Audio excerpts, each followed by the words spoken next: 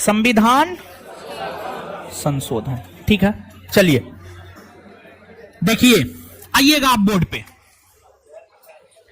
और यह जो चैप्टर है ना, सदाबहार चैप्टर है। कहिएगा क्यों सदाबहार चैप्टर है? क्योंकि इस चैप्टर का संबंध पूरे पॉलिटी से है, और इसलिए कोई भी परीक्षा हो, रेलवे हो, एसएससी हो, या बिहार दरोगा हो, बीपीएससी हो, कोई भी परीक्षा हो, एक प्रश्न कम से कम इस चैप्टर से देता है। कम से कम एक प्रश्न इस चैप्टर से देता है। तो इसलिए इस चैप्टर को याद रखना जरूरी है। और देखिएगा, इस चैप्टर में जो हम चर्चा करेंगे, उसकी चर्चा कहीं ना कहीं किसी ना किसी चैप्टर में हम आपके साथ किए हुए रहेंगे।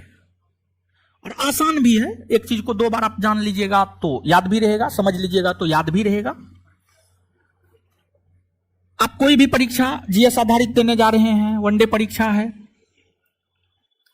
इंडियन पॉलिटी से उससे प्रश्न आना है, आपको शॉर्ट टाइम में रिवीजन करना है, और उतना टाइम नहीं है कि आप हर चीज पढ़ सके। तो मेरा पर्सनली सलाह यह है, 3 चैप्टर आप पढ़ के जाइएगा। अनुच्छेद पूरा 1 से लेकर 395 तक पूरा देख लीजिएगा एक बार सरसरी निगाह से। दूसरा, संविधान संशोधन एक बार पूरा सरसरी निगाह से देख लीजिएगा। तीसरा, संघ का शासन। क्वेश्चन यही 3 गो से तो आता है, बस ये 3 गो पढ़ के गए, क्वेश्चन आएगा, बनाइएगा। यही तीनों मेन है भी, समझ गए? तो अब हम लोग बात करते हैं संविधान संशोधन।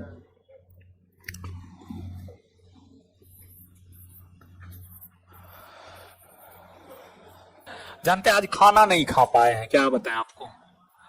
जिस रोज बैच रहता है ना, उस रोज आज तक रिकॉर्ड रहा है, जिस रोज मेरा बैच रहता है उस रोज हम खाना नहीं खा पाते हैं।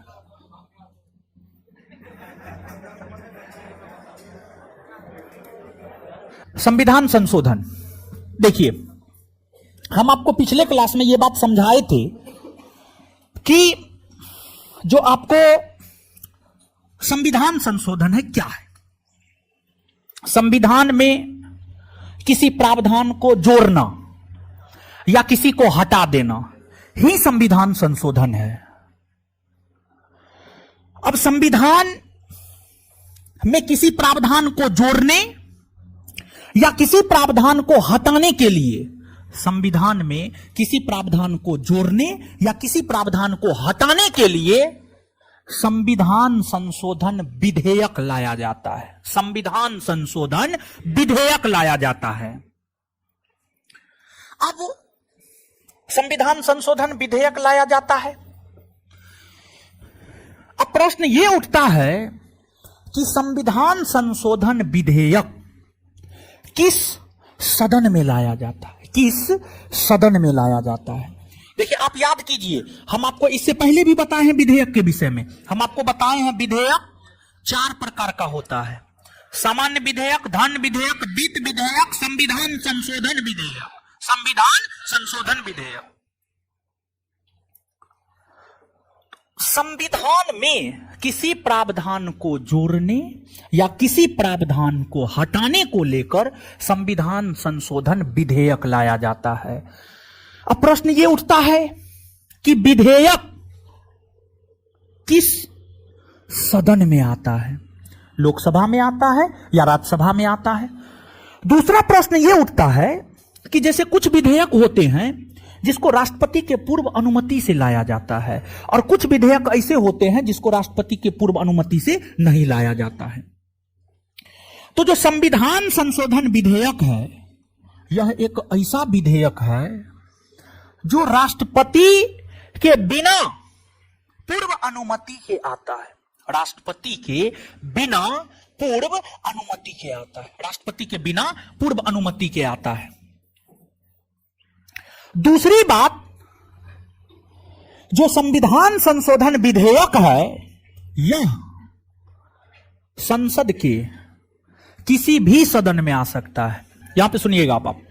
तो एक तो बात यह स्पष्ट हुआ कि यह विधेयक पूर्व अनुमति के बिना आता है। पूर्व अनुमति के बिना, मतलब राष्ट्रपति से कोई अनुमति नहीं लिया जाता। दूसरी बात, यह विधेयक लोकसभा या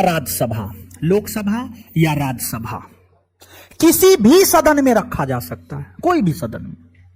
यह जरूरी नहीं है कि लोकसभा में ही पहले रखा जाए, यह भी जरूरी नहीं है कि राज्यसभा में ही पहले रखा जाए, ना, कोई जरूरी नहीं है। इसको पहले लोकसभा में भी रखा जा सकता है या इसको पहले राज्यसभा में भी रखा जा सकता है। जैसे आप याद कीजिए, राष्ट्रपति को हटाने हेतु जो अनुच्छेद 61 के तहत महाभियोग प्रक्रिया चलाया जाता है, लोकसभा या राज्यसभा या दोनों में से किसी में, दोनों में से किसी में भी चलाया जा सकता है। तो जो ये विधेयक है दोनों में से किसी भी सदन में आ सकता है, लोकसभा में भी आ सकता है या राज्यसभा में भी आ सकता है। अब मान लिया जाए पहले राज्यसभा में आया तो पहले राज्यसभा पारित करेगा, फिर लोकसभा जाएगा। अब मान लीजिए कि राज्यसभा पारित कर दिया, अब विधेयक लोकसभा चला गया, राज्यसभा पारित कर दिया, विधेयक लोकसभा चला गया। अब लोकसभा पारित नहीं किया, अगर लोकसभा पारित नहीं किया तो क्या माना जाएगा? माना यह जाएगा कि विधेयक को लेकर दोनों सदनों के बीच मतभेद हो गया। तो ध्यान रखिए, अगर संविधान संशोधन विधेयक को लेकर दोनों सदनों के बीच मतभेद होता है तो कोई संयुक्त अधिवेशन नहीं बुलाया जाता है, कोई संयुक्त अधिवेशन नहीं बुलाया जाता है। अभी नहीं कहिएगा संयुक्त अधिवेशन बुलाया जाएगा, ना, एकदम नहीं, संयुक्त अधिवेशन नहीं बुलाया जाता। मतलब संविधान संशोधन विधेयक को दोनों सदनों को अलग अलग पारित करना होता है। मतलब राज्यसभा अपना अलग पारित करेगा, लोकसभा अपना अलग पारित करेगा। कोई संयुक्त अधिवेशन का प्रावधान संविधान संशोधन विधेयक को लेकर नहीं है। ठीक है। अब आपके मन में यह प्रश्न होगा कि अगर एक सदन पारित कर दिया, दूसरा नहीं पारित किया, संयुक्त अधिवेशन का प्रावधान भी नहीं है, तब क्या होगा? विधेयक खत्म हो जाएगा, विधेयक समाप्त हो जाएगा। लेकिन अगर मान लिया जाए कि राज्यसभा में आया, राज्यसभा ने पहले पारित कर दिया, फिर लोकसभा में गया, लोकसभा ने भी पारित कर दिया। जब दोनों सदन पारित कर देता है, जब किसी विधेयक को संसद के दोनों सदन लोकसभा और राज्यसभा पारित कर देता है, जब किसी विधेयक को संसद के दोनों सदन लोकसभा और राज्यसभा पारित कर देता है, तो फिर विधेयक राष्ट्रपति के पास जाता है। किसके पास?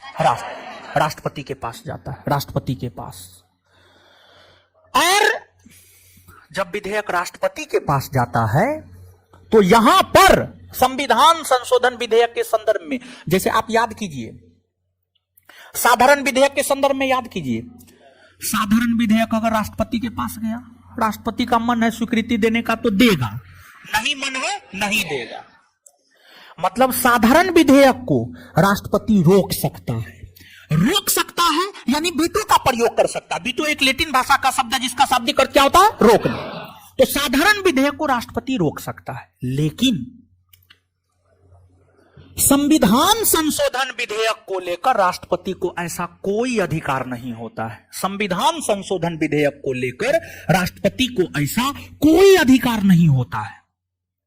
जब संसद का दोनों सदन संविधान संशोधन विधेयक को पारित करके राष्ट्रपति के पास भेजता है, तो राष्ट्रपति के पास एकमात्र विकल्प है, वह विकल्प है उस पर अपना हस्ताक्षर करे। दूसरा कोई विकल्प है ही नहीं। जैसे कि मान लिया जाए कि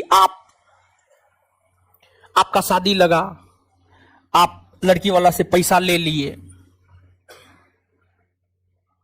और फिर डेट तय हो गया, हर चीज हो गया, बारात द्वार लग गया, वहां आप गए, आप लड़की को पहले नहीं देखे थे, आपको मान लिया जाए कि लड़की पसंद नहीं आई, तो फिर वहां से लौटने का कोई उपाय नहीं।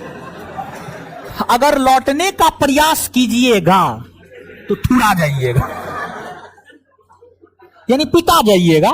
फिर बताइए जीवन भर क्या इज्जत रह जाएगा उस ससुराल में।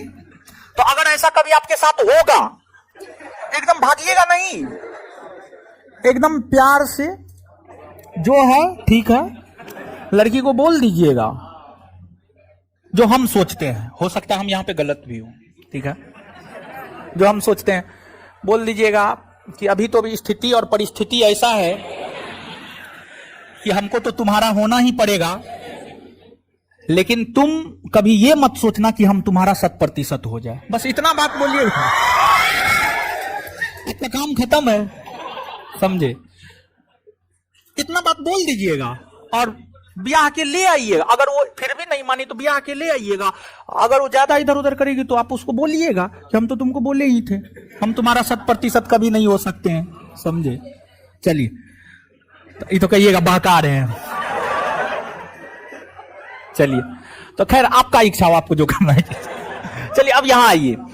तो वही जब राष्ट्रपति के पास जाता है ना, संविधान संशोधन विधेयक दोनों सदन द्वारा पारित होने के बाद कोई रास्ता नहीं, उसको हस्ताक्षर करना होता है और करते हैं राष्ट्रपति, क्योंकि 24वां संविधान संशोधन 1971, 24वां संविधान संशोधन 1971 में यह बात स्पष्ट तौर पर लिखा गया है। 24वां संविधान संशोधन 1971 में यह बात स्पष्ट तौर पर लिखा गया है कि संसद द्वारा पारित संविधान संशोधन विधेयक या लोकसभा राज्यसभा द्वारा पारित संविधान संशोधन विधेयक पर राष्ट्रपति अनुमति देने के लिए बाध्य है। मतलब उसको देना होगा। और इस बार ही बिहार दरोगा इस प्रश्न को पूछा है, 2213 वाला में पूछा है, जो हाल फिलहाल में वैकेंसी क्लियर हुआ है, 2213 लोग नियुक्त हुए हैं, उसमें पूछा है।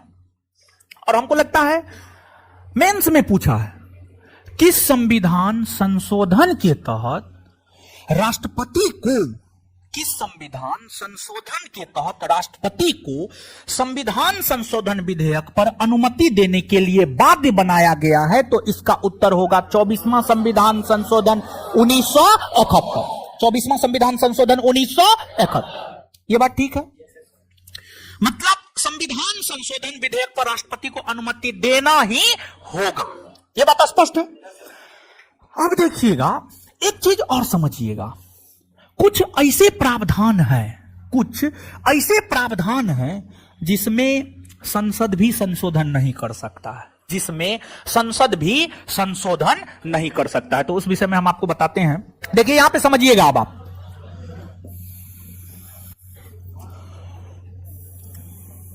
देखिए, आपको केशवानंद भारतीवाद कई दफा इसकी चर्चा हुई होंगी। तो केशवानंद भारतीवाद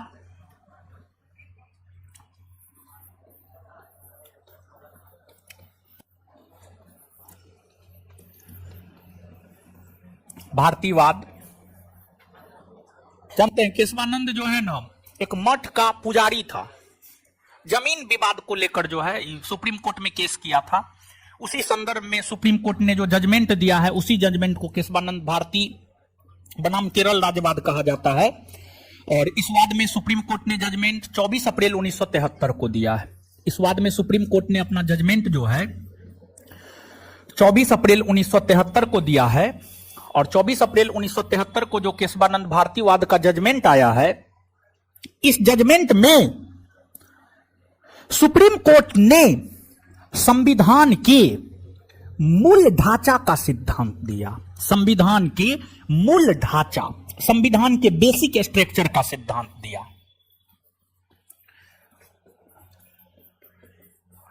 देखिए हम यहां पर समझाना क्या चाह रहे हैं, आप समझिएगा। देखिए हम यहां पर यह बात समझाना चाह रहे हैं, एक चीज समझिएगा,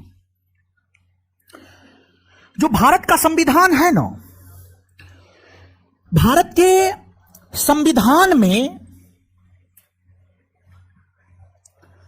संशोधन करने का अधिकार भारत के संविधान में संशोधन करने का अधिकार सिर्फ और सिर्फ भारत की संसद को है, भारत की संसद को, भारत की पार्लियामेंट को है। भारत की पार्लियामेंट ही भारत के संविधान में संशोधन कर सकते, दूसरा कोई नहीं कर सकता है। लेकिन संसद भी संविधान के हर प्रावधान में संशोधन नहीं कर सकती है, संशोधन नहीं कर सकती है। संसद संविधान के उन प्रावधानों में संशोधन नहीं कर सकती है जो प्रावधान संविधान के मूल ढांचा में आता है, यानी सुप्रीम कोर्ट ने, भारत के उच्चतम न्यायालय ने जिस प्रावधान को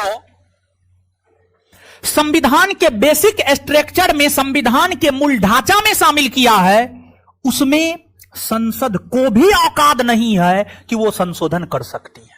संसद को भी औकात नहीं है कि वह संशोधन कर सकती है।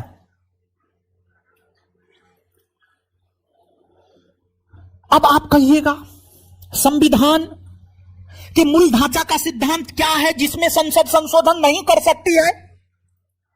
तो ये जो संविधान के मूल ढांचा का सिद्धांत है, ये हमारे मूल संविधान में नहीं था। संविधान के मूल ढांचा का सिद्धांत हमारे मूल संविधान में नहीं था, हमारे मूल संविधान में नहीं था, बल्कि संविधान के बेसिक स्ट्रक्चर का सिद्धांत सुप्रीम कोर्ट ने 24 अप्रैल 1973 को केशवानंद भारती बनाम केरल राज्यवाद जजमेंट में दिया। और इस जजमेंट में सुप्रीम कोर्ट ने बकायदा कुछ चीजों को लेकर यह घोषणा करी कि ये जो प्रावधान है ये संविधान के मूल ढांचा में आता है। जैसे आपको पंथ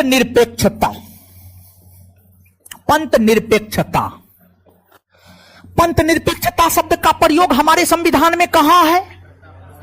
तो पंथ निरपेक्षता शब्द का प्रयोग हमारे संविधान के प्रस्तावना में है। तो क्या हमारे संविधान के प्रस्तावना में जो पंथ निरपेक्षता है, जो कि मूल ढांचा है, क्या पंथ निरपेक्षता में संसद कोई संशोधन कर सकती है? नहीं कर सकती है। और पंथ निरपेक्षता का मतलब सामान्य अर्थों में वैसा देश जहां सभी धर्मों के लोग आपस में मिलजुल कर रहते हो, जहां सभी धर्म अस्तित्व में हो, जहां पर राज्य का अपना कोई धर्म ना हो, उसी को पंथ निरपेक्ष राज्य कहा जाता है। तो भारत एक पंथ निरपेक्ष राष्ट्र है। भारत में हिंदू, मुस्लिम, सिख, ईसाई, बौद्ध, पारसी सब लोग रहते हैं, इसलिए भारत पंथ निरपेक्ष है। तो कोई जो ये राग आलाप रहा है, कोई भी पार्टी, स्पेशली राजनीतिक पार्टी जो हिंदूवादी पार्टी है, वह ध्रुवीकरण वोट का, मतदान का, मत का ध्रुवीकरण करने हेतु यह बात कहती है भारत को हिंदू राष्ट्र बनाएंगे, अखंड भारत बनाएंगे, फलना चिलना ढेकना करेंगे। सब आसान थोड़े है। सिकंदर के समय का भारत है क्या कि सिकंदर जीत लेगा? आज का भारत अलग है, उस समय का भारत अलग था। तो यह सब सिर्फ एक गलत प्रोपगेंडा है कि भारत को हिंदू राष्ट्र बनाएंगे, बस। इसे व्हाट्सएप यूनिवर्सिटी में चलता है, कभी नहीं होने वाला है और होना भी नहीं चाहिए। क्योंकि आप देखिए ना, पाकिस्तान मुस्लिम इस्लाम राष्ट्र है, बांग्लादेश इस्लाम राष्ट्र है, देख लीजिए क्या होता है। तालिबान अफगानिस्तान में देख लीजिए क्या होता है। आप अपने स्तर पे सोचिए ना, अगर मान लिया जाए कि परिवार में एक ही लोग का सब चीज चलता है, तो परिवार के जो अन्य लोग हैं उसका कोई महत्व रहेगा? सब उससे कितना खफा रहेंगे, हाँ या ना? ये एग्जाम्पल सूट नहीं किया, ठीक है। मतलब आप समझ पा रहे होंगे कि जो पंथ निरपेक्षता है ये बेसिक स्ट्रक्चर में आता है, और पंथ निरपेक्षता बेसिक स्ट्रक्चर में आता है तो क्या कभी भारत हिंदू राष्ट्र बन सकता है? क्या पंथ निरपेक्षता को कभी प्रस्तावना से हटाया जा सकता है? कभी नहीं हटाया जा सकता है। इसको हटाने का एकमात्र उपाय यह है कि सुप्रीम कोर्ट बेसिक स्ट्रक्चर के सिद्धांतों को हटा दे, फिर तो संसद सर्वोपरि हो जाएगा, फिर न्यायालय का कोई महत्व नहीं रह जाएगा। अगर न्यायालय का सम्मान है तो उसमें कई सारे रीजन है, जिसमें एक ये भी है, संविधान का बेसिक स्ट्रक्चर भी है, तो ये बेसिक स्ट्रक्चर के अंतर्गत आता है। फिर आपको संसदीय शासन प्रणाली, संसदीय शासन प्रणाली, भारत में संसदीय शासन प्रणाली है। संसदीय शासन प्रणाली वैसी शासन प्रणाली को कहा जाता है जहां पर शासन संसद के सदनों के द्वारा चलाया जाता है, और संसद के दो सदन होते हैं। भारत में आप देख सकते हैं, भारत में संसद के दो सदन है, लोकसभा राज्यसभा है। लोकसभा राज्यसभा ही देश में शासन चलाती है। कानून के निर्माण लोकसभा राज्यसभा के द्वारा ही बेसिकली किया जाता है। प्रधानमंत्री देश में शासन चलाते हैं, प्रधानमंत्री लोकसभा का नेता माना जाता है। मंत्री लोग देश में शासन चलाते हैं, वो लोग भी लोकसभा राज्यसभा के ही सदस्य होते हैं। तो देश में तो शासन लोकसभा राज्यसभा ही चलाता है, मतलब संसदीय शासन प्रणाली है। संसदीय शासन प्रणाली का एक गुण है लोकसभा दो सदन होना चाहिए।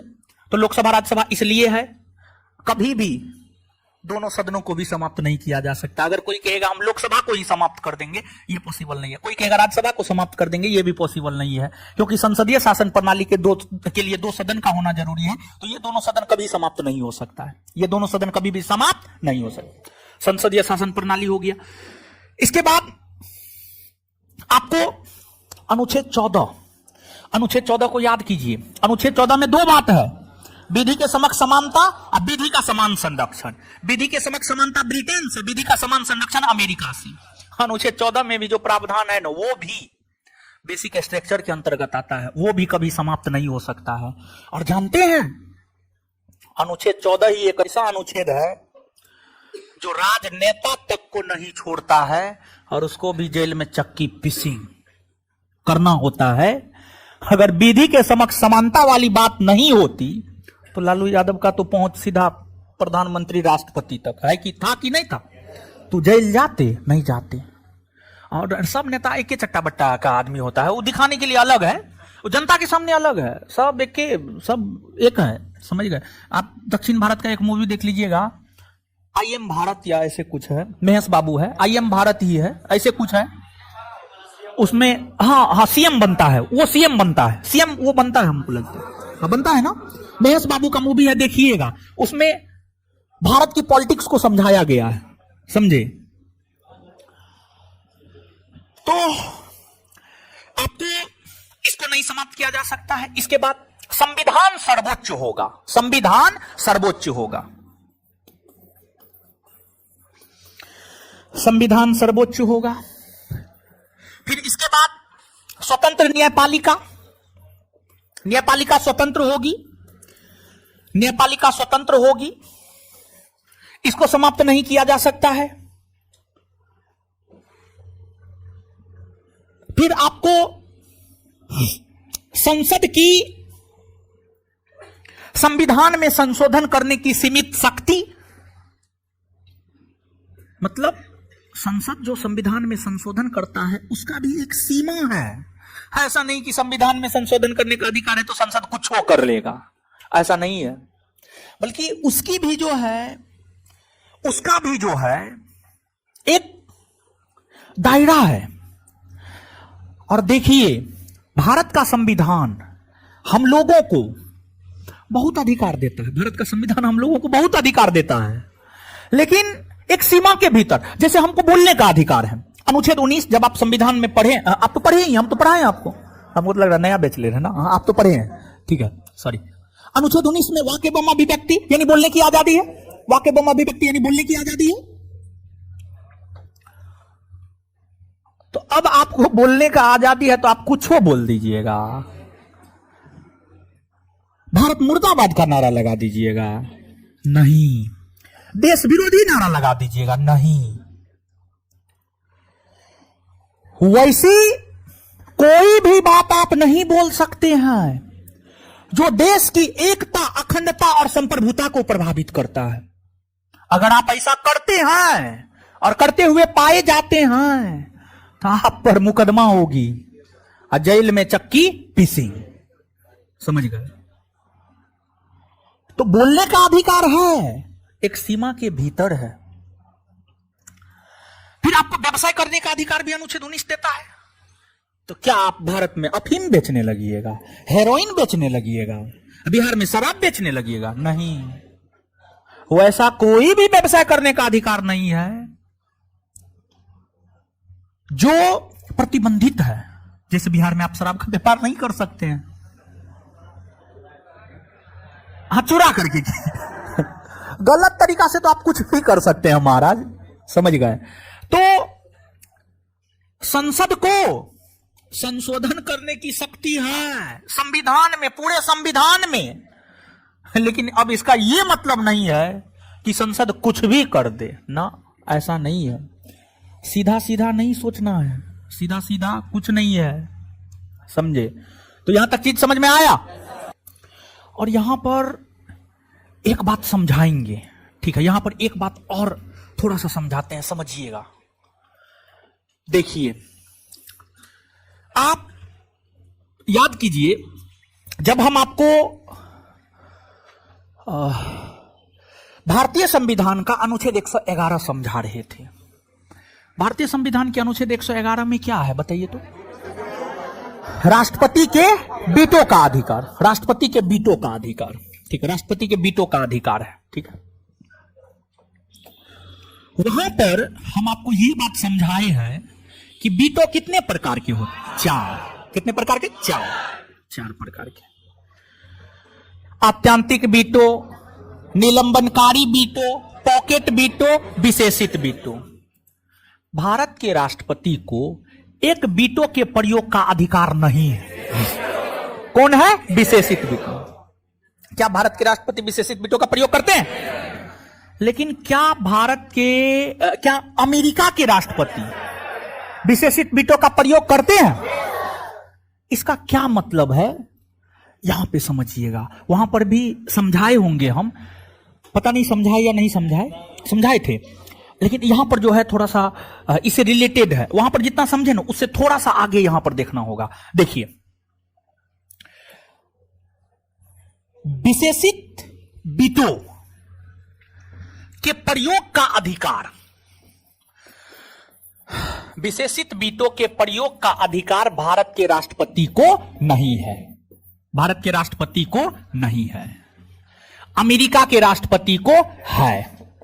अमेरिका के राष्ट्रपति को है। देखिए, जब संसद यानी लोकसभा राज्यसभा, जब संसद यानी लोकसभा और राज्यसभा, जब संसद किसी विधेयक को अपने 2/3 बहुमत से पारित करती है, जब संसद किसी विधेयक को अपने 2/3 बहुमत से पारित करती है और यह विधेयक राष्ट्रपति के पास जाए और राष्ट्रपति उसको रोक ले, तो यह माना जाएगा कि राष्ट्रपति ने विशेषित वीटो का प्रयोग किया। लेकिन जब संसद किसी विधेयक को 2/3 बहुमत से पारित करती है और वह राष्ट्रपति के पास जाता है और राष्ट्रपति के पास पावर नहीं है कि वह इसे रोक सकता है, तो इसका यह मतलब होगा कि राष्ट्रपति विशेषित वीटो का प्रयोग नहीं कर सकता है। मतलब भारत में अगर संसद ने किसी विधेयक को 2/3 बहुमत से पारित किया है और वह राष्ट्रपति के पास जाएगा, तो राष्ट्रपति को उस पर अपना अनुमति देना होगा। राष्ट्रपति को उस पर अपना अनुमति देना। अब थोड़ा ये बात ज्यादा स्पष्ट हुआ होगा पहले की तुलना में कि भारत के राष्ट्रपति विशेषित वीटो का प्रयोग क्यों नहीं करते हैं। कुछ समझ में आ रहा है? यानी अगर संसद 2/3 बहुमत से किसी विधेयक को पारित करती है तो राष्ट्रपति उस पर अनुमति देने के लिए बाध्य है। राष्ट्रपति को बाध्य बनाया गया है 24वां संविधान संशोधन 1971 के तहत। 24वां संविधान संशोधन 1971 में स्पष्ट तौर पर यह बात कहा गया, वैसा कोई भी विधेयक जिसे भारत की संसद ने 2/3 बहुमत से पारित किया है उस पर राष्ट्रपति अनुमति देने के लिए बाध्य है। यानी हम यहां पे ये कह सकते हैं 24वां संविधान संशोधन 1971 भारत के राष्ट्रपति को विशेषित वीटो प्रयोग का अधिकार नहीं देता है। क्या हम ये बात कह सकते हैं? हाय, कुछ समझ में आ रहा है? हाय, हाँ या ना बोलिए ना। क्या हम ये बात कह सकते हैं कि 24वां संविधान संशोधन 1971 भारत के राष्ट्रपति को विशेषित वीटो के प्रयोग से रोकता है? विशेषित वीटो के प्रयोग से। तो देखिए, अभी तो ये क्वेश्चन पूछा था 2213 मेंस कि संविधान संशोधन के तहत राष्ट्रपति को संविधान संशोधन विधेयक पर अनुमति देने के लिए बाध्य बनाया गया है। इसी प्रश्न को ऐसे भी पूछा जा सकता है कि संविधान संशोधन के तहत राष्ट्रपति को विशेषित वीटो का अधिकार मिला है, तो यहां पर भी आंसर होगा 24वां संविधान संशोधन 1971। ये बात तो वहां नहीं बताए होंगे, ये बात वहां नहीं बताए, बाद बाकी बात हम वहां पर भी चर्चा किए होंगे, लेकिन ये जो लास्ट लाइन कंक्लूजन दिए हैं ये बात वहां पर नहीं बताए होंगे। वहां पर बताते भी तो आप नहीं समझ पाते। यहां पर अब आप बेहतर हैं कि आप समझ गए होंगे। समझ गए? जो भारत का संविधान है, भारत के संविधान में जो संशोधन की व्यवस्था है, भारत के संविधान में जो संशोधन की व्यवस्था है, वह संविधान की अपने आप में सबसे बेहतरीन व्यवस्थाओं में से एक मानी जाती है। और भारत के संविधान में संशोधन होना प्रारंभ जो है 1951 ईस्वी से ही हो गया था। जो भारत का संविधान है, भारत के संविधान में संशोधन होना प्रारंभ जो है आपको 1951 ईस्वी से 1951 ईस्वी से भारत के संविधान में संशोधन होना प्रारंभ हो गया। संशोधन होना प्रारंभ हो गया और तब से लेकर आज तक लगातार भारत के संविधान में जो है आपको संशोधन होते हुए आ रहे हैं। आपको जो हमारे संविधान में संशोधन होता है वो 3 प्रकार से होता है। जो भारत के संविधान में संशोधन होता है वह 3 प्रकार से होता है। और जो 3 प्रकार से संशोधन होता है उसमें एक है आपको साधारण बहुमत,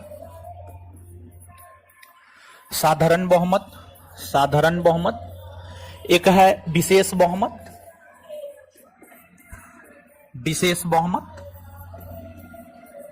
और एक है विशेष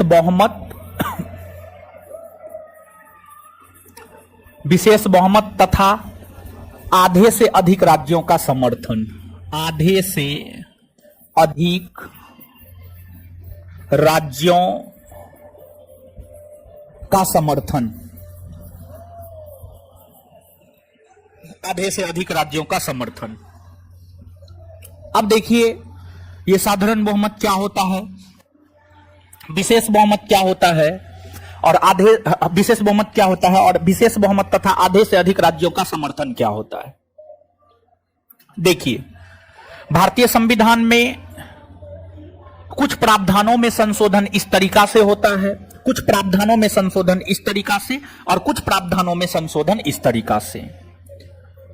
लेकिन ध्यान दें कि भारत के संविधान में जो सबसे ज्यादा संशोधन होता है वह इस तरीका से होता है, विशेष बहुमत द्वारा होता है। विशेष बहुमत द्वारा भारत के संविधान में सबसे ज्यादा संशोधन होता है। आपको जब किसी विधेयक को संसद के सदनों में रखा जाता है, जब किसी विधेयक को संसद के सदनों में रखा जाता है तो संसद के जिस भी सदन में रखा जाता है, लोकसभा में रखा जाता है, तो लोकसभा में जितने भी सदस्य उपस्थित है, उपस्थित सदस्यों में से, लोकसभा में जितने सदस्य उपस्थित है, उपस्थित सदस्यों में से 50% से अधिक सदस्यों से अगर किसी विधेयक को पारित किया जाता है तो यह माना जाता है कि वह विधेयक साधारण बहुमत द्वारा पारित हुआ है। आप नहीं समझे होंगे, हमको पूरा विश्वास है। आप इसको एग्जाम्पल के तौर पर समझिएगा। देखिए समझिएगा, सबसे पहले हम आपको एग्जाम्पल ही दे देते, फिर इसको समझाएंगे, तब आप बेहतर वे में समझ पाइएगा। देखिए, साधारण बहुमत द्वारा जो संशोधन होता है, अनुच्छेद 2 में, अनुच्छेद 3 में, अनुच्छेद 100 में, अनुच्छेद 148 में, ये सब में जो संशोधन होता है वह साधारण बहुमत के आधार पर होता है। फिर फंडामेंटल राइट और डीपीएसपी में जो संशोधन होता है यह विशेष बहुमत के आधार पर होता है। और फिर वैसे प्रावधान जो भारत के संघीय ढांचा को प्रभावित करता है, वैसे प्रावधान जो भारत के संघीय ढांचा को प्रभावित करता है, भारत के संघीय ढांचा को प्रभावित करता है, उसमें संशोधन इस प्रकार से होता है, मतलब विशेष बहुमत तथा आधे से अधिक राज्यों के समर्थन। जैसे अनुच्छेद 54 और अनुच्छेद 55 में संशोधन, अनुच्छेद 54 और अनुच्छेद 55 में संशोधन इस तरीका से होता है। तो ये तो हम आपको एक एग्जांपल बता रहे हैं कि जो है साधारण बहुमत द्वारा अनुच्छेद 2, 3, 100, 148 में संशोधन होता है, विशेष बहुमत द्वारा फंडामेंटल राइट डीपीएसपी में संशोधन होता है, विशेष बहुमत तथा आधे से अधिक राज्यों के समर्थन के द्वारा जो है अनुच्छेद 54 और 55 में संशोधन होता है, अनुच्छेद 54 और 55 में संशोधन होता है। अब अनुच्छेद 2 में क्या है, 3 में क्या है, 100 में क्या है, 148 में क्या है, तो आप सभी लोग को हम बताए हैं। अनुच्छेद 2 में है भारत में किसी नए राज्य को प्रवेश दिलाना। फिर अनुच्छेद 3 में, अनुच्छेद 3 की हम बात करें तो जो अनुच्छेद 3 है, किसी राज्य को विभाजित करके नए राज्य का गठन, नए राज्य का निर्माण, राज्यों के नाम में परिवर्तन, सीमा में परिवर्तन, क्षेत्र में परिवर्तन। फिर अनुच्छेद 100 में है संसद की गणपूर्ति। संसद की गणपूर्ति, कोरम, कोरम उस न्यूनतम संख्या को कहा जाता है जिस न्यूनतम संख्या के मौजूद होने से संसद काम करना शुरू कर देता है। फिर 148 में भारत के नियंत्रक महालेखा परीक्षक है, अगर उस पद में कोई बदलाव करना है तो वह भी साधारण बहुमत के आधार पर ही होगा। समझ गए? तो इस बात जो है आपको समझ में आ रहा होगा। अब समझिएगा, जैसे कि मान लिया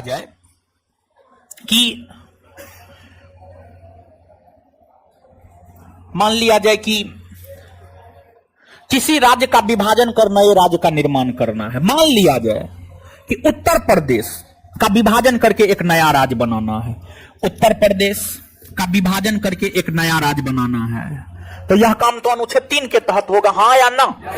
एकदम होगा, अनुच्छेद 3 के तहत होगा। तब उत्तर प्रदेश का विभाजन कर एक नया राज्य बनाना है, इसको लेकर गृह मंत्रालय विधेयक तैयार करेगा। कौन विधेयक तैयार करेगा? गृह मंत्रालय। गृह मंत्रालय तैयार करेगा। गृह मंत्रालय इसको लोकसभा या राज्यसभा दोनों में से कहीं भी रख सकता है, ठीक है, राष्ट्रपति के पास भेजेगा। अब हम वहां पर उस पूरे राज्य निर्माण की प्रक्रिया को नहीं देखेंगे, तो वो तो राज्य निर्माण की प्रक्रिया है, वो हम बताए हुए हैं, वो आपको याद होगा, ठीक है। यहां पर हम लोग साधारण बहुमत को समझते हैं। तो नए राज्य, उत्तर प्रदेश का विभाजन कर नए राज्य के निर्माण को लेकर विधेयक लाया जाएगा। विधेयक कहां लाया जाएगा? तो लोकसभा राज्यसभा में लाया जाएगा। कहां? लोकसभा और राज्यसभा दोनों में से कहीं भी लाया जाएगा। मान लिया जाए कि लोकसभा में लाया गया। कहां लाया गया? लोकसभा। लोकसभा में लाया गया। लोकसभा में जब उत्तर प्रदेश राज्य, लोकसभा में जब उत्तर प्रदेश राज्य के विभाजन तथा नए राज्य के निर्माण को लेकर विधेयक लोकसभा में लाया गया, तो उस दिन लोकसभा में, मान लिया जाए उस दिन लोकसभा में 200 सदस्य मौजूद था। और ध्यान रखिएगा, लोकसभा में 543 का 543 सदस्य हमेशा मौजूद नहीं होता है। 543 का 543 सदस्य हमेशा मौजूद नहीं होता है, कभी 50 होता है, सॉरी 50 रहने पर तो काम ही नहीं होगा। कभी 60 रहेगा, कभी 70, कभी 75, कभी 100, 150, 200। सामान्य तौर पर लोकसभा में 200 के भीतर ही सदस्य होते हैं, सामान्य तौर पर, सामान्य दिनों में। तो मान लिया जाए कि 200 सदस्य है। जिस रोज ये विधेयक आया उस रोज 200 सदस्य है। अब 200 सदस्य लोकसभा में मौजूद है। अब उन 200 सदस्यों में से 200 के 200 सदस्यों ने मतदान किया, और अगर मतदान के दौरान 200 में से 200 का 50% प्लस 1, 200 का 50% प्लस 1, 50% प्लस 1 मतलब 1/2 प्लस 1। अगर लोकसभा में विधेयक आया, लोकसभा में जितने सदस्य मौजूद हैं, जितने उपस्थित हैं, उपस्थित सदस्यों में से जो मतदान कर रहे हैं, उस मतदान करने वालों में से 1/2 प्लस 1, 1/2 प्लस 1। अगर मतदान उपस्थित तथा मतदान करने वाले सदस्यों में से 50% से अधिक सदस्य, 50% से अधिक सदस्य, 50% से अधिक सदस्य किसी विधेयक को पारित करता है, तो यह माना जाता है कि वह विधेयक साधारण बहुमत द्वारा पारित हुआ है। अगर यहां पर मान लिया जाए 100 गो सदस्य है, लोकसभा में जब विधेयक आया 100 गो सदस्य है, तो 100 का 50% प्लस 1, अगर 100 का 50% प्लस 1 यानी 51। अगर 150 है तो 76। समझ गए? मतलब अब आप थोड़ा सा समझ पा रहे हैं? मतलब जब कोई विधेयक लोकसभा या राज्यसभा में रखा जाता है, जब कोई विधेयक लोकसभा या राज्यसभा में रखा जाता है, तो उस विधेयक के रखे जाने के समय लोकसभा में जितने सदस्य थे, जितने सदस्य उपस्थित थे, उन उपस्थित सदस्यों में से जितने ने मतदान किया, मतदान करने वाले सदस्यों में से 50% से अधिक, मतदान करने वाले सदस्यों में से 50% से अधिक सदस्यों ने अगर किसी विधेयक पर मतदान करके उसे पारित किया, तो यह माना जाएगा कि वह विधेयक साधारण बहुमत द्वारा पारित हुआ है। अब इसको थोड़ा सा और समझिएगा। इसको जैसे अनुच्छेद 100, अनुच्छेद 100 में संसद की गणपूर्ति है। अनुच्छेद 100 में क्या है? संसद की गणपूर्ति, संसद की गणपूर्ति। अभी संसद की गणपूर्ति क्या है बताइए? अभी संसद की गणपूर्ति क्या है? हाँ? कुल सदस्यों का 1/10, यानी कुल सदस्यों का 1/, लोकसभा का कोरम 55 और राज्यसभा 25, लोकसभा का कोरम 55 और राज्यसभा 25। ठीक है, मान लिया जाए इस कोरम को हमें बढ़ाना है। क्या करना है? बढ़ाना है। मान लीजिए कि तय किया गया कि इस कोरम को 10% से बढ़ाकर 20% करना है, 10% से बढ़ाकर 20%। और जब अगर मान लिया जाए कि 10% से बढ़ाकर हम 20% करेंगे, तो संविधान में जहां पर 10% लिखा हुआ है, उस 10% को हटा करके वहां पर 20% लिखना होगा ना। और जब वहां पर 20% लिखना होगा, तो हमारे संविधान में संशोधन हुआ कि नहीं हुआ? तो अगर ये काम करना है, ठीक है, तो ये काम करना है, तो इसको करने के लिए सबसे पहले विधेयक आएगा। विधेयक कहां आएगा? लोकसभा या राज्य? लोकसभा या? अगर मान लिया जाए इस काम को करने के लिए लोकसभा में विधेयक आया। कहां विधेयक आया? लोकसभा। नहीं, लोकसभा छोड़िए, बार बार हम लोकसभा बोल रहे हैं, आपके दिमाग में बैठ जाएगा लोकसभा में। मान लीजिए कि राज्यसभा में आया, और राज्यसभा में जब यह विधेयक आया, तो राज्यसभा में 80 गो लोग था, 80 गो राज्यसभा सदस्य बैठे हुए थे, 80 गो राज्यसभा सदस्य बैठे हुए थे। तो कितने लोग, 80 में से कितने लोग अगर इसके पक्ष में मतदान कर देंगे, तो यह माना जाएगा कि विधेयक साधारण बहुमत से पारित हुआ। 50% प्लस 1 यानी 41। अगर ऐसा होगा तो यह माना जाएगा ना साधारण बहुमत से पारित हुआ। हाँ या ना? यह बात समझ में आ रहा? चलिए, ये बात समझ में आया है ना? चलिए अब एक बात यहां पर समझिएगा, एक होता है सदन का बहुमत, ठीक है, एक होता है सदन का बहुमत। सदन का बहुमत, सदन के बहुमत का मतलब क्या होता है जानते हैं? सदन के बहुमत का मतलब होता है सदन में जितने सदस्य हैं उसका 50% से अधिक। गौर कीजिएगा, इस बात को आप समझिएगा। देखिए एक सदन का बहुमत होता है, सदन के बहुमत का मतलब होता है, सदन का मतलब लोकसभा राज्यसभा, सदन का मतलब लोकसभा राज्यसभा, सदन का मतलब लोकसभा राज्यसभा। तो सदन के बहुमत का मतलब होता है लोकसभा में कितना सीट? 543, राज्यसभा में कितना? 243। 543 का 50% प्लस 1 कीजिए, क्या होगा? 272।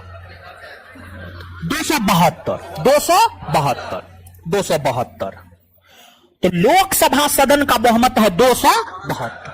तो जहां पर सदन के बहुमत शब्द का प्रयोग किया जा रहा है, मतलब जितना सदस्य है उसका 50% प्लस 1, यानी 543 का 50% प्लस 1। अब 543 का 50% प्लस 1 कितना हो जाएगा?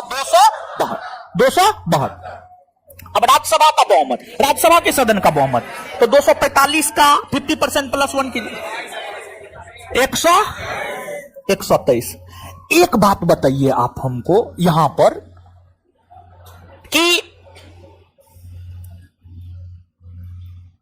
सदन के गणपूर्ति में परिवर्तन को लेकर विधेयक आया राज्यसभा में, और राज्यसभा में जिस रोज यह विधेयक आया था वह विधेयक के आने के समय राज्यसभा में मात्र 80 गो सदस्य था, 41 सदस्य पक्ष में मतदान किया, तो यह माना जाएगा कि साधारण बहुमत से पारित हो गया, साधारण बहुमत से पारित हो गया।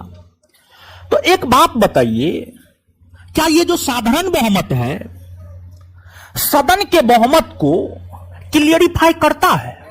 सदन के बहुमत को नहीं करता। करता है? नहीं करता है, नहीं करता है। सदन के बहुमत को क्लियरिफाई नहीं करता है, नहीं करता है। समझ गए? तो सीधा याद रखिएगा, सीधा याद रखिएगा, वैसे विधेयक जो सदन में उपस्थित तथा मतदान करने वाले सदस्यों में से 50% से अधिक बहुमत से पारित होता है, 50% से अधिक सदस्यों की संख्या से पारित होता है, तो यह माना जाएगा कि वह साधारण बहुमत से पारित हुआ है। ठीक है, अब यहां पर एक बात और समझिएगा कि संविधान के वैसे प्रावधान जिसमें परिवर्तन साधारण बहुमत के द्वारा होता है उसे संविधान संशोधन विधेयक नहीं माना जाता है। संविधान के वैसे प्रावधान जिसमें परिवर्तन या बदलाव या संशोधन साधारण बहुमत के द्वारा होता है उसे संविधान संशोधन विधेयक नहीं माना जाता, संविधान संशोधन विधेयक नहीं माना जाता है। लेकिन अगर संविधान के किसी प्रावधान में संशोधन, परिवर्तन या बदलाव विशेष बहुमत या विशेष बहुमत तथा आधे से अधिक राज्यों के समर्थन के माध्यम से होता है तो फिर उसे संविधान संशोधन विधेयक माना जाता। यहां पे देखिए हम क्या बताना चाह रहे हैं कि हमारे भारत के संविधान में संशोधन 3 प्रकार से, साधारण बहुमत, विशेष बहुमत तथा आधे से अधिक राज्यों के समर्थन। लेकिन ध्यान दें, साधारण बहुमत के आधार पर जो संशोधन होता है वह संविधान संशोधन नहीं माना जाता है, और ये दोनों के आधार पर जो होता है इन दोनों को संविधान संशोधन माना जाता है। ठीक है, अब यहां पर विशेष बहुमत को समझिएगा। देखिए, अगर हम विशेष बहुमत की बात करें तो अगर हमें मौलिक अधिकार में संशोधन करना है, डीपीएसपी में संशोधन करना है, तो मौलिक अधिकार और डीपीएसपी जैसे प्रावधानों में अगर संशोधन करना है तो वह इस बहुमत से होगा, विशेष बहुमत से। इसमें क्या होता है, सदन में उपस्थित तथा मतदान करने वाले सदस्यों के, सदन में उपस्थित तथा मतदान करने वाले सदस्यों के 2/3 बहुमत, सदन में उपस्थित तथा मतदान करने वाले सदस्यों के 2/3 बहुमत, 2/3 बहुमत। अगर कोई विधेयक सदन में उपस्थित तथा मतदान करने वाले सदस्यों के 2/3 बहुमत से पारित होता है तो यह माना जाता है कि वह विशेष बहुमत से पारित हुआ है। ठीक है, यहां पर 50% +1 है, यहां पर 2/3 है। ठीक है, और यहां पर विशेष बहुमत तथा आधे से अधिक राज्यों के समर्थन, 2/3 बहुमत और 28 में से 15 राज्यों का समर्थन भी आवश्यक है। जैसे कि जीएसटी को जब लागू करना था तो जीएसटी को विशेष बहुमत यानी 2/3 बहुमत से पारित किया गया और साथ ही साथ जो है भारत के 28 राज्य में से आधा से अधिक राज्य जो है जीएसटी को समर्थन दिया था, तब जाकर के जो है जीएसटी पूरे भारतवर्ष के भीतर लागू हुआ। और ध्यान रहे कि जो है आपको इस तरीका से संशोधन उसी में होता है जो भारत के संघीय ढांचा को प्रभावित करता है और साथ ही साथ जो है राज्य जो यहां पर पारित करता है साधारण बहुमत के आधार पर उसको पारित करता है। चलिए अब आगे हेडिंग मारिएगा, प्रमुख संविधान संशोधन। प्रमुख संविधान संशोधन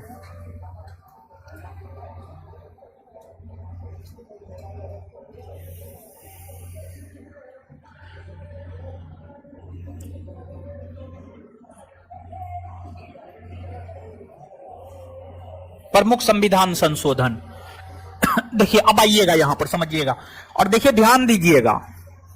अब जो बताने जा रहे हैं ना, इस चैप्टर का सबसे मेन सेगमेंट है और प्रश्न मुख्य तौर पर यहीं से आता है। अभी तक तो समझा रहे थे क्या होता है नहीं होता है, समझ गए।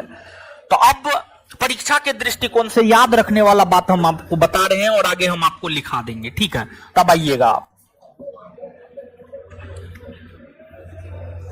देखिए, भारत के संविधान में पहली बार संशोधन 1951 में हुआ। तो जो प्रथम संविधान संशोधन है, प्रथम संविधान संशोधन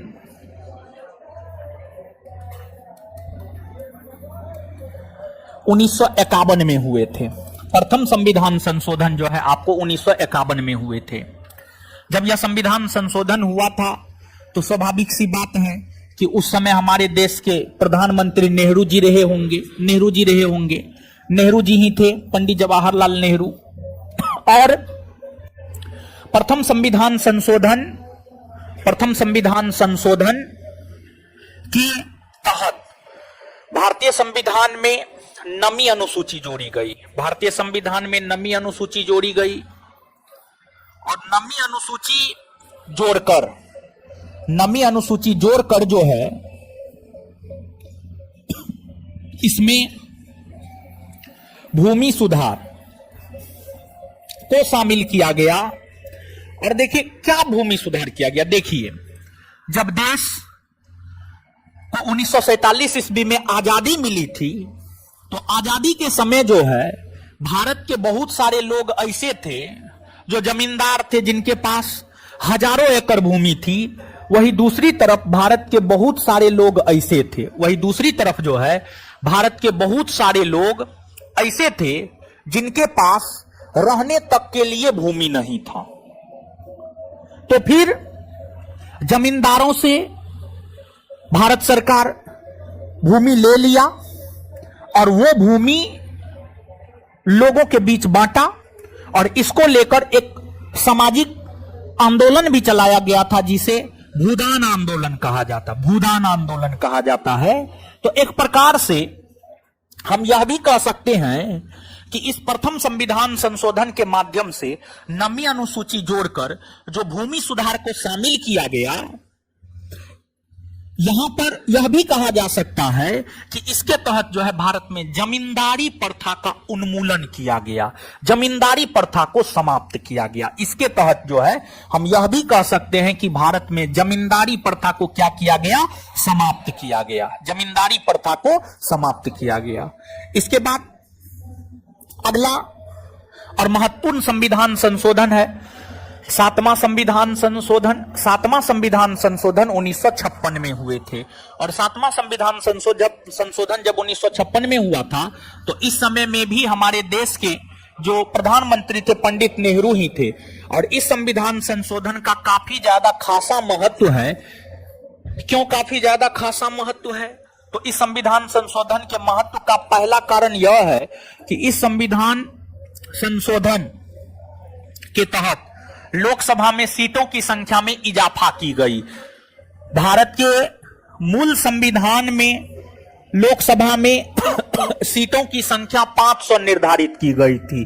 भारत के मूल संविधान में लोकसभा में सीटों की संख्या 500 निर्धारित की गई थी और सीटों की संख्या 500 से बढ़ाकर 525 कर दिया गया। लोकसभा में सीटों की संख्या बढ़ाकर 500 से बढ़ाकर 525 कर दिया गया। ठीक है।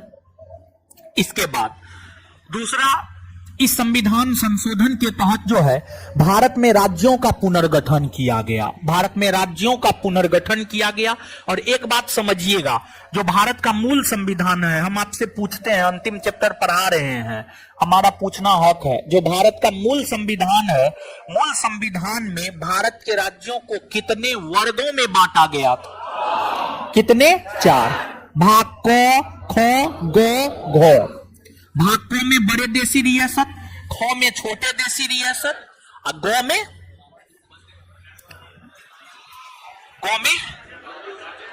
महाराज, भाग क में ब्रिटिश प्रांत, ख में बड़े देशी रियासत, ग में छोटे देशी रियासत और घ में जीते हुए क्षेत्र।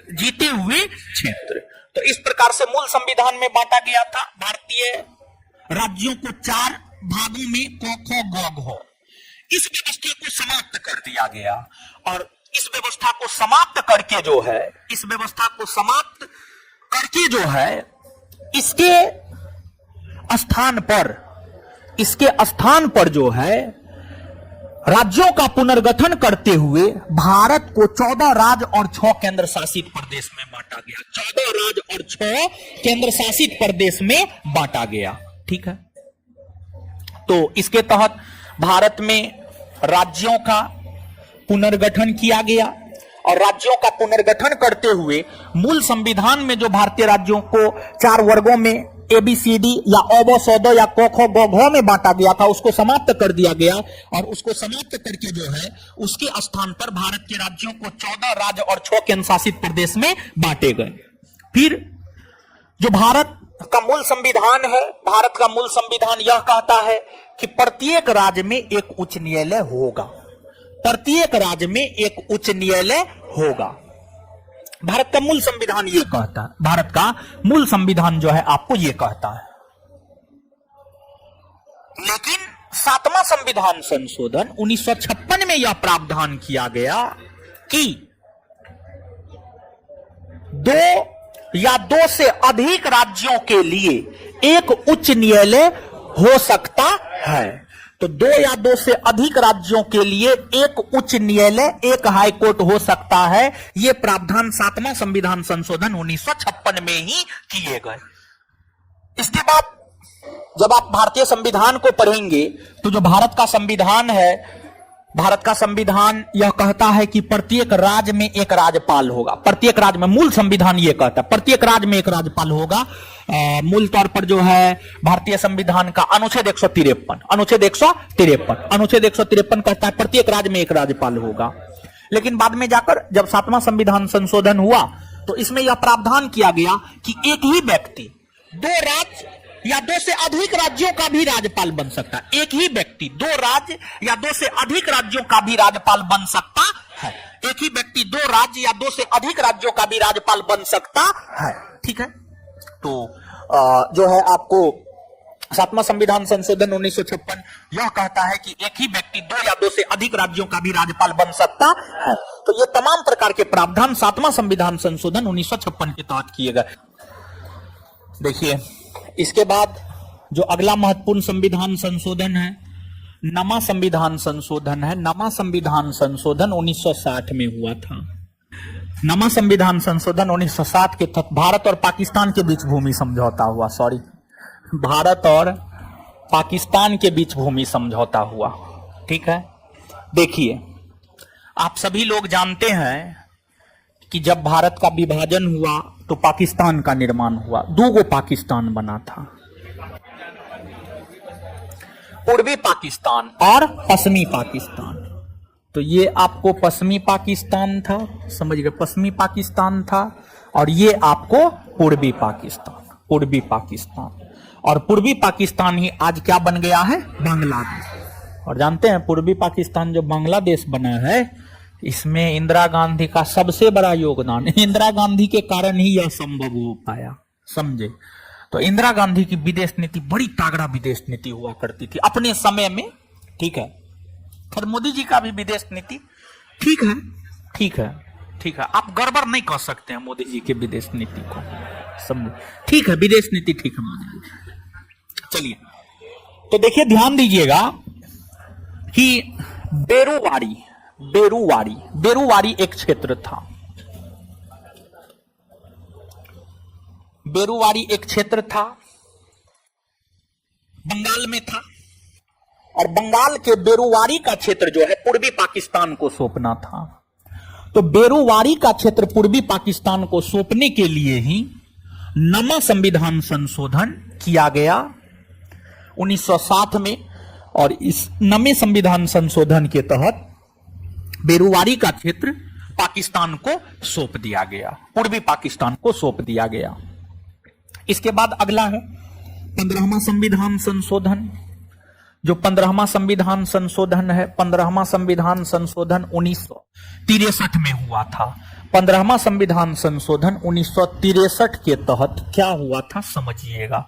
15वां संविधान संशोधन 1963 के तहत आपको जो हाईकोर्ट के जज हैं, हाईकोर्ट के जज की सेवानिवृत्ति की आयु को 60 वर्ष से बढ़ाकर 62 वर्ष कर दिया गया। 60 वर्ष से बढ़ाकर 62 वर्ष कर दिया गया। हाईकोर्ट के न्यायाधीशों के, हाईकोर्ट के जज के रिटायरमेंट के एज को 60 वर्ष से बढ़ाकर 62 वर्ष कर दिया गया।